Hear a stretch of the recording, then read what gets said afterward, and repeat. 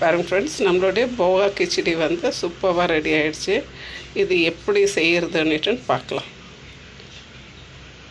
Hi friends, happy morning. Welcome to all channel friends. பாருங்கள், நான் இன்றைக்கி பேனில் ஒரு 2 டேபிள் ஸ்பூன் அளவுக்கு நல்லெண்ணெய் விட்டு வச்சுருக்கேன் ஃப்ரெண்ட்ஸ். நான் டெய்லி நம்ம வந்து இட்லி, தோசை, உப்புமான்னு செய்கிறதுக்கு இன்றைக்கி ஒரு டிஃப்ரெண்ட்டாக மார்னிங் பிரேக்ஃபாஸ்ட்டுக்கு ரெடி பண்ணியிருக்கேன்.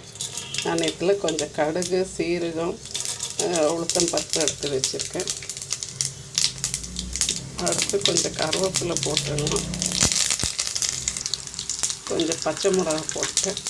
இன்னும் கொஞ்சம் நிலக்கடலை, அதோட கொஞ்சம் கடலைப்பருப்பும் சேர்த்துடலாம்.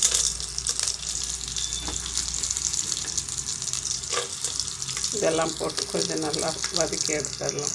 இதோட கொஞ்சம் நான் வெங்காயமும் போட்டேன். நெக்ஸ்ட்டு இதுக்கு ஒரு சின்ன தக்காளி ஒன்று கட் பண்ணி வச்சுருந்தேன். அப்படியே இதில் போட்டுடுறேன். போட்டு இதுக்கு தேவையான அளவுக்கு உப்பு போட்டுக்கலாம். கொஞ்சம் மஞ்சள் தூளும் போட்டுடலாம்.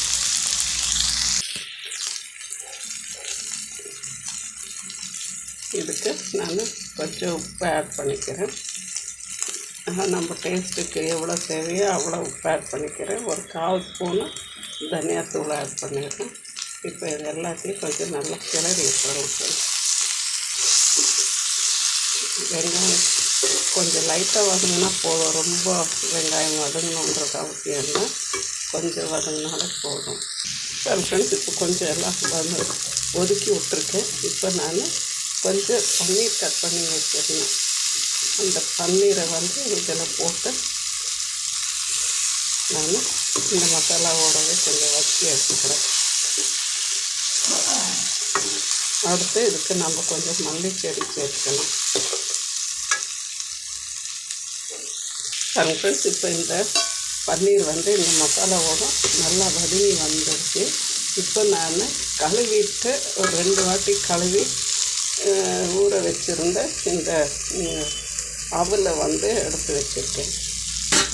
இப்போ இதை வந்து இதோட சேர்த்து மிக்ஸ் பண்ணிக்கலாம்.